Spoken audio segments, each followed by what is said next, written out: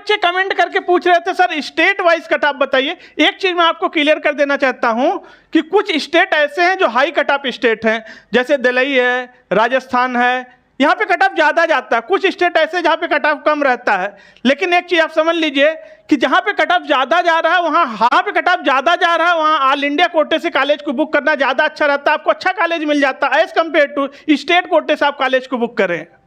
कई कोचिंग वाले बोलते हैं बच्चे को ड्रॉप ले लो, ड्रॉप लेके फिर से तैयारी करो, वो ऑलरेडी 3 ड्रॉप ले चुका है, फिर ड्रॉप ले लो। भाई कितना ड्रॉप हम उसको लेने के लिए बोलेंगे, कितनी ड्रॉप वो लेगा? बच्चे के बार बार ड्रॉप लेने से कोचिंग वाले का तो फायदा होता है, कोचिंग वाले का तो लाखों करोड़ों में झोली भर जाता है। लेकिन सवाल है कि उन बच्चों को बारे में सोचिए जिन बच्चों का बैकग्राउंड अच्छा नहीं है, इकोनॉमिक परिस्थिति अच्छी नहीं है, जो बच्चे लाख 1.5 लाख रुपए फीस नहीं दे सकते हैं, वो कहाँ से सर्वाइव करेंगे? 10% लोग ऐसे हैं जो कि 1 लाख 2 लाख का 5 लाख फीस दे सकते हैं, तो वो बिना फीस दिए डायरेक्ट एडमिशन भी एमबीबीएस में ले सकते हैं, उनकी बात छोड़ दीजिए। लेकिन 90% के बारे में सोचिए, जो बच्चे इकोनॉमिक वीक हैं वो कहाँ से बार बार फीस ला के आपको दे देंगे? क्योंकि आपको तो कोर्स सेल करना है, आपको कोर्स बेचना है। ये बात मैं इसलिए बोलता हूँ कि पीसी ग्रुप में कुछ भी सेल नहीं होता है, मैं कोर्स नहीं बेचता। पीसी ग्रुप पूरी टोटली फ्री ऑफ कॉस्ट है। पीसी ग्रुप में सब कुछ फ्री बच्चे के लिए होता है, यहाँ पर कुछ भी बच्चे से नहीं लिया जाता। और ये बात मैं इसलिए बोलता हूँ कि पीसी सर को किसी मीडिया और चैनल ने नहीं बनाया है, पीसी सर को बच्चों ने बनाया, पीसी सर को भारत में बच्चों ने उठाया। ये बच्चों का प्यार है, बच्चे लाइक करते हैं, सब्सक्राइब करते हैं, कमेंट करते हैं, बच्चे आशीर्वाद देते हैं। अब एक बहुत ज्यादा बच्चे पूछ रहे हैं कि सर हमें ड्रॉप लेना चाहिए या ड्रॉप नहीं लेना चाहिए। आपका सारा कॉन्सेप्ट क्लियर करेंगे, आप वीडियो को पूरा वॉच कर लीजिएगा। पूरा वीडियो देखने के बाद आपके अंदर के सारे कंफ्यूजन दूर हो जाएंगे। तो हेलो मेरे प्यारे बच्चों, कैसे हैं आप सब? आप सबका स्वागत है आपके pre channel PC group online classes में। एक चीज बच्चों याद रखना, मैंने पहले भी कहा, अगर आपके मार्क्स 550 आ रहे हैं इस रेंज में तो आप सिक्योर हैं, आप सेफ हैं, आप घबराइए नहीं। लेकिन अगर मार्क्स 470 एंड 530 के बीच में है तो यहां पर फाइट बहुत ज्यादा है। सबसे ज्यादा लड़ाई इसी के बीच में है, 470 और 530 के बीच में। यहां पर नंबर ऑफ एप्लीकेंट बहुत ज्यादा। अगर 550 तक आपके मार्क्स आ रहे हैं तो यह मान के चलिए लगभग 5000 के रैंक में आप आ जाएंगे, 5K में आप आ जाएंगे।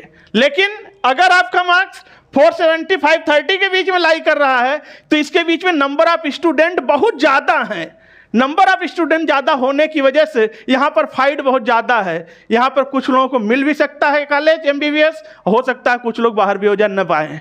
अब एक स्टूडेंट है, अपना स्टूडेंट रहा है, अब आप देखिए उसका रिपोर्ट देखिए, 2021 में उसके 190 नंबर। आप खुद देख के बताओ क्या इस बच्चे को ड्रॉप लेना चाहिए कि नहीं लेना चाहिए?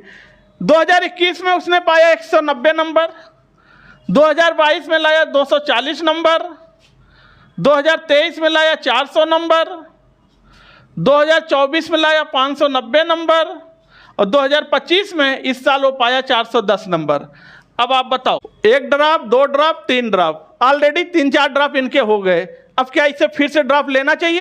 क्योंकि बार बार आप ड्रॉप ले रहे हैं, इससे बहुत फायदा आपको नहीं मिल रहा है। जब आप एक बार ड्रॉप लेते हैं तब तक कई लाख स्टूडेंट नए आ जाते हैं 12th पास आउट करके। कंपटीशन कम नहीं होना, कंपटीशन और ज़्यादा बढ़ जाएगा। एक बात दिमाग में याद करके रखिए, हर साल ड्रॉप के बाद नंबर ऑफ एप्लीकेंट बढ़ जाते हैं और कंपटीशन बहुत ज़्यादा बढ़ता है। ड्रॉप लेने के बाद कंपटीशन कम नहीं होता। आप ये सोचते हैं कि हम ड्रॉप लेंगे, 1 साल स्टडी करेंगे, हमारा नॉलेज और बढ़ जाएगा। नॉलेज तो बढ़ेगा लेकिन उसके रेस्पेक्ट में नए स्टूडेंट आके कंपटीशन को और बढ़ा देते हैं, कंपटीशन और स्ट्रांग हो जाता है। इसलिए मैं कभी भी ये सजेस्ट नहीं करता हूं कि बार बार आप ड्रॉप लो फिर तैयारी करो, ड्रॉप लो फिर तैयारी करो, कोई बहुत फायदा नहीं पाएंगे। बार बार ड्रॉप लेने की सलाह वो देते हैं जिनको अपना कोर्स बेचना है, जिनको अपना कोचिंग में लाखों करोड़ों का पैकेज झोलियां भरना है। यहां पर पीसी ग्रुप में सब कुछ फ्री ऑफ कॉस्ट रहता है। लेकिन अब अगर आपको ड्रॉप लेना ही है तो किस सिचुएशन में ड्रॉप लेना चाहिए, पहले आप इसको समझिए। अगर आपके मार्क्स 200 से 300 के बीच में आ रहे हैं, देखो ये मैं अपने हिसाब से आपको बता रहा हूं, बाकी आपका पैसा है, आपका टाइम है, आपको कोचिंग वाले को पैसा देना है, कोचिंग वाले को पैसा लेना है लाखों करोड़ों में।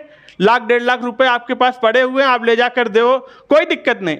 मुझे उन बच्चों के बारे में सोचना रहता है जो 90% बच्चे पुअर फैमिली से हैं, गरीब परिवार से हैं, इकोनॉमिक परिस्थिति बहुत अच्छी नहीं है, वो लाख 1.5 लाख रुपए कोचिंग वाले को नहीं दे पाएंगे, वो इतना अफोर्ड नहीं कर पाएंगे।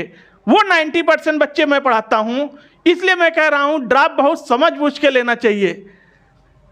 200 से 300 के बीच में अगर आपके मार्क्स आ रहे हैं तो मेरे ख्याल से आपको ड्रॉप नहीं लेना चाहिए। डोंट टेक ड्रॉप, आपके फ्यूचर के लिए रिस्क है, इसलिए ऐसे सिचुएशन में नहीं लेना तो ज़्यादा अच्छा। अगर 300 से 400 के बीच में मार्क्स आ रहे हैं तो भी ड्रॉप लेना बहुत अच्छा फैसला नहीं होगा।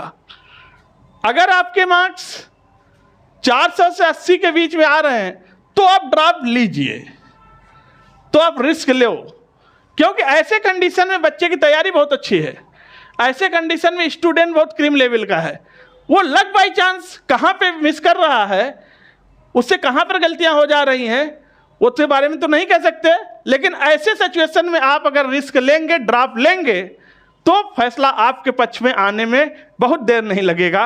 यानी नेक्स्ट ईयर आप MBBS के सपने देख सकते हैं, MBBS आप पा सकते हैं। और अगर आपके मार्क्स 480 और 500 के बीच में आ रहे हैं तो फिर आप धैर्य रखो, थोड़ा वेट करो काउंसलिंग का, आपको कॉलेज मिल जाएगा, ड्रॉप लेने की नौबत नहीं आएगी।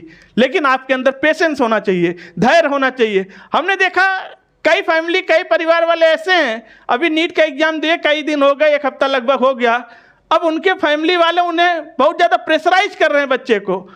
एग्जाम के बाद बैठे हो, तुम्हारा होना नहीं है, इससे अच्छा तुम कोई कोचिंग ज्वाइन कर लो, फिर से जाओ पढ़ो। भाई देखो, पढ़ो ये तो अच्छी बात है, लेकिन फिर कोचिंग ज्वाइन करके फिर कोचिंग वाले को लाख 1.5 लाख रुपए दे देना, ठीक है आपके पास पैसे आप दे दो, लेकिन आप अगर अच्छे नंबर ला रहे हैं इस रेंज में तो फिर हमें लगता है आपको इंतजार करना चाहिए, आपको वेट करना चाहिए काउंसलिंग का। ऐसा ना हो कि आप कोचिंग वाले को फीस भी जमा कराओ, फिर आपका सिलेक्शन भी हो जाए, तो इससे फिर कोई फायदा नहीं होगा, आपका नुकसान ही होगा। हाँ, ऐसा तब हो सकता है जब आपसे कोई कोचिंग वाला ये कहे कि आप आके फ्री में पढ़ो, आप फ्री में पढ़ाई करो, और अगर आपका हो जाए तो आप काउंसलिंग करा के कॉलेज ले लो। लेकिन अमूमन कोचिंग वाले ऐसा बोलते नहीं कि आप फ्री में पढ़ो, क्लास में तो जाना दूर है, पहले फीस जमा करो, इसके बाद ही बातचीत होगी। इसमें मध्यम वर्गीय परिवार के बच्चे का बहुत बड़ा हरासमेंट है, बहुत बड़ा नुकसान होता है। क्योंकि ड्रॉप लेने के बाद अब जैसे मान लो इस बार पेपर टफ हो गया, फिजिक्स बहुत टफ आ गया, बायोलॉजी बहुत लेंदी हो गई, बहुत टाइम टेकन हो गई, केमिस्ट्री मॉडरेट लेवल पे चली गई, यानी पेपर का एक अच्छा स्टैंडर्ड बन गया।